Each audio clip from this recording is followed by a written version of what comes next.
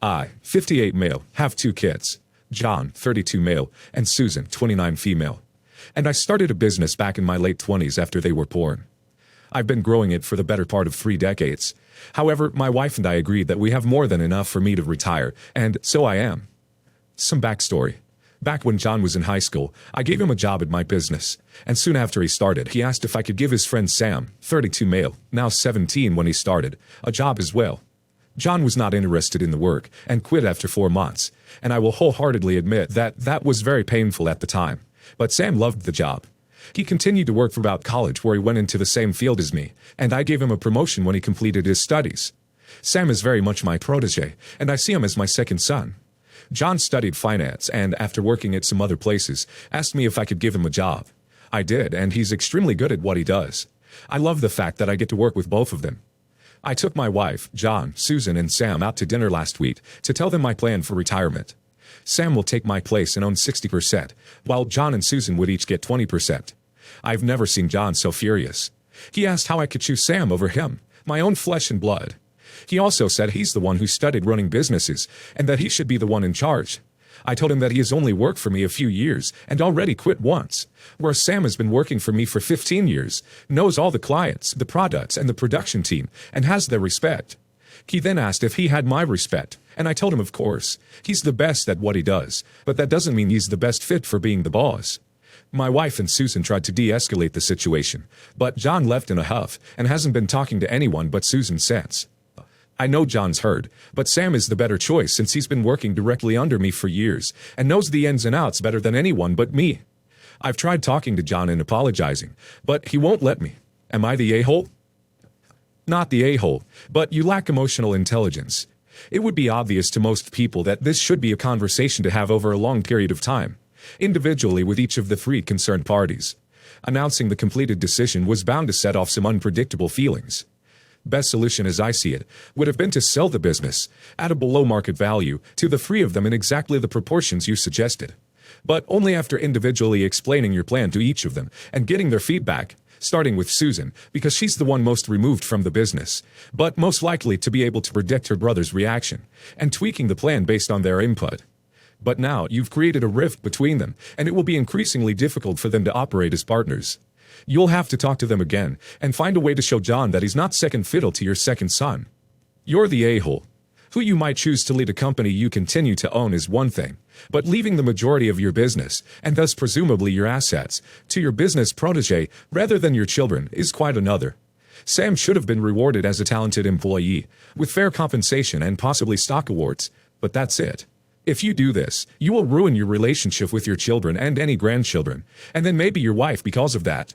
The very fact that John believes that the blood relationship should factor into the management of the business is proof that he is not the right person to own it, not the a-hole.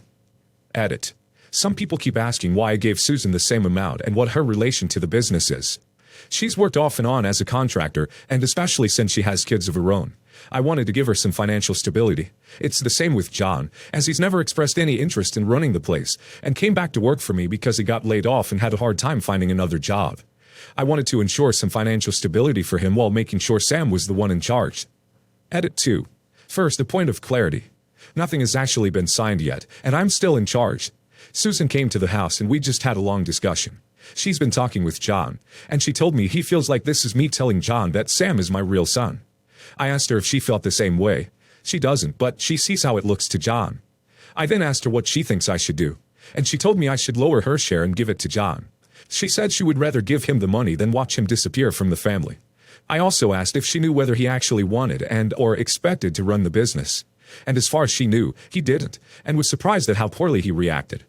Before she left, I asked her to try and get him to have a conversation about this, and she told me, sure, but don't count on it being soon. Edit 3. I am sick of all the comments saying I don't care about my kids. My wife doesn't see it that way. My daughter doesn't see it that way. Yes, I wasn't always present in their lives, and yes, my business did take priority at times, but I did my absolute damnedest to be there as much as I possibly could. I made time for graduation, sports events, and other big milestones and events as best I could, and I was there for most of them. I may not have been present at all times, but I did my best to try to be. Also, Sam is not a complete stranger. Update.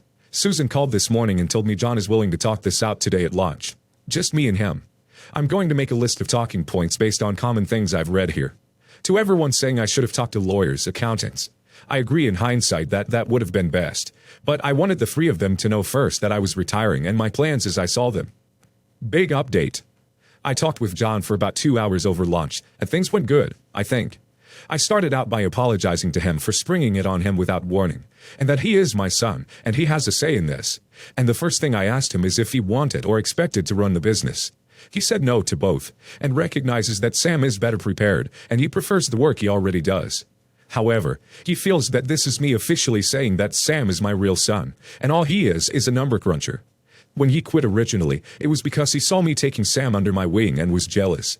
And his lack of interest in the business made him feel guilty for not being the son I wanted. He says he knows I care about and love him, but it's felt like he's taken a backseat to Sam for the past 15 years. I asked him what I could do to make it up to him, and he said he didn't know, and can't move past this for now. I asked if he thinks he ever could. He doesn't know. Then he asked me whether I held him quitting against him, since he always felt like I did. After reading so many comments here saying I wasn't sure, and that's when I showed him this post and told him I might have, but I don't know. I was hurt, and put effort into Sam because I wanted to connect with someone about the business, and that maybe, subconsciously, I did hold it against him, and that I was sorry for how I treated him regardless. He asked me for some time off, and I told him that his job here is always guaranteed, and take as much time as he needed. Before he left, I told him that I'll give him space, but he needs to know that I'm there for him if he needed. This is John. I'm only here to fill you all in on the things my dad omitted. Sam has been my friend from the age of 12. His parents died when he was a kid and he moved in with his grandparents. We went to school together and hung out a lot, and he slept in our guest room so much that, at that time, my mom jokingly referred to it as his room. We were best friends, and we still are. My dad isn't lying when he said he was mostly there, and that he was at my soccer games, but he would be on the phone for half of it. I love my dad, but it felt like I fought for his attention. Then he said I needed a job when I turned 17, and he always promised I'd work with him. I'm going to respect my father's privacy and keep this anonymous, but his work is niche. I wanted to like it, but I just didn't. However, my dad tried to make it fun for me, and despite wanting to quit after the first week, I have really great memories from our 4 months. Sam joined a month after me, and he got into it very quickly and got better way faster than me. I quit because I couldn't stand it anymore, and my dad really tried to do his best to find something I could do there that I was happy with. I knew it hurt him, but I didn't understand why he was only really ever there was at work. I didn't understand why he'd prefer doing that with Sam over me. I went out of state for college and wasn't sure if I'd come back.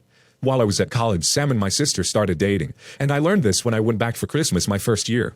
When they told me, they asked me for my blessing since he was my best friend and wanted to make sure I accepted them. I didn't. I broke down in front of them and begged them not to. Then I'd have been officially replaced. It was a very awkward winter break after that. Sam went to college close to home and started renting a room for my dad. We didn't really talk much for the rest of college, and my parents didn't bring him up much unless I asked. My dad told me all throughout college that I am always welcome back to his company, and he'd find the right role for me. I didn't want to go back. I spent all my breaks at my college city. My sister ended up going to college across the country, and no one heard from her for a while. She'd call me maybe 2 times a year, and our parents a little more than that. A while after college, Sam came to visit me unexpectedly. He said he was sorry, and hated the fact that he was why I didn't want to come home for the past 5 years. He understood if I couldn't stand to be near him, but that I'm still his best friend even if I felt differently. He was also angry at me for a few years since I was the one who lost him his love. But my dad accidentally called him by my name, and it dawned on him what I was feeling when I saw him dating my sister. I forgave him and apologized for keeping him from my sister, but I said I still didn't think I'd come home. He accepted that, but said I needed to call and visit. My sister moved back to our hometown with a guy she met in college. They got married soon after. Sam didn't take it the best, but he eventually found someone and moved into the same neighborhood as my dad. I was working in my college city for a few years as an accountant, and I met a girl. But my company downsized, and I lost both my job and the girl. I told my dad, and he said he'd cover all my rent until I found another job instead of half like he normally did. I asked if he could use an accountant. He lit up immediately and said of course he did. I spent a few months back at home so I could find a place. That was 4 years ago. In the 4 years since, my dad has had lunch with me and Sam every day. I actually really enjoyed it, and it made me think of the good memories from when I worked there as a teenager. And my job is actually enjoyable. I did notice one thing. Sam was respected as much as my dad is. I knew he was going to replace my dad. He should. I was and still am a bit bitter about it. The term spoiled brat is really prevalent here. And here we come to dinner. But before, I need to stress something about my dad. He is scatterbrained and kinda reckless. He will make bad financial decisions, which is why he has 2 dedicated financial planners employed that he talks to before he signs anything. So at the restaurant, when he said what his plans are, I know that's not what actually is going to happen. Bert and Ernie won't let him do that. My dad covered our talk we had today. I wanted to post here because of the number of people who are imposing such radical presumptions on the situation, and assuming I'm so better, I duck over my dad's company just to stick it to him. I've realized how much resentment I have built up, and I don't know if I'm going to stay here or move yet. I, 25 female, have never been pregnant. I sleep on my sides most of the time, as that is my comfortable position, because I snore when I lay on my back. 2 years ago I noticed that I had some back and neck pain for sleeping on my side for so long. So I find a solution for my back pain. I bought about 4 regular pillows to support my back when I sleep. Then when I visited my pregnant friend back in early 2021, I saw her U-shaped maternity pillow. She explained that after she bought that, she had a good night's sleep. So I tried her maternity pillow, and it was very comfortable. She knows my back problems, so she recommended I should purchase one for me. I ordered one through online and have been using mine ever since. Now, on to the actual situation. Few days ago, I asked my cousin, 26 female, to stay at my house. Food is free. And to care for my dog, with pay, for a while because I went on vacation with my boyfriend. I didn't know she brought her friend, 29 female, along at my house. They waited for me till I came back home. When I returned, her friend approached me and asked me if I'm pregnant. I was shocked to see her, and told her no. Then she told me she saw my maternity pillow at my bedroom. I looked at my cousin because I specifically told her not to enter my bedroom, and she will sleep in my guest bedroom.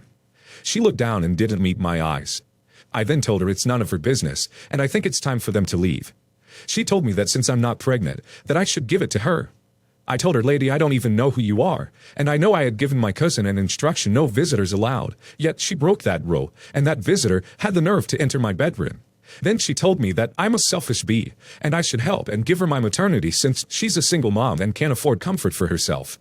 I told her you are not entitled to any of my belongings. Leave, or I'll call the police, because you are clearly trespassing, as I have never given you any permission to set foot on my property. She called me B and stormed off. Now my cousin's other friends have been harassing me through DMs and other posts. Not sure if I was an a-hole, because one of the messages that stood out says, B, it is called maternity pillow, because it is meant for pregnant women. You are not pregnant. Edit. I actually confronted my cousin when the girl left. She's the type of person who can easily be pushed around to do something she's not willing to do, and can't stand up for herself. And that's what happened here. I'm tired of her being like that. So I told her, as heartbreaking as it is, I'm going to distance myself for a while because they betrayed my trust. She's my closest cousin too. And I already blocked the girl and her minions. Not the a-hole. A lot of people with chronic pain and the elderly use those pillows too. So first off, they aren't just for maternity use, and regardless of why you have it, it is no one's business to question you on it. Second of all, who is this person to come into your home as a complete stranger and demand your property? Madness. 100% not the a-hole, and I would do a thorough check of the rest of your stuff, just in case. Not the a-hole at all. That person sounds insane. You should probably find someone else to dog sit in the future. Also, if it were me, I'd wash the pillow before sleeping with it. Pretty likely they tried it out. Not the a-hole. She sounds utterly intolerable. I don't care who she is to you. She needs to get cut out, along with these friends of hers. Toxicity and entitlement reign amongst them. If it were me, I'd block them all.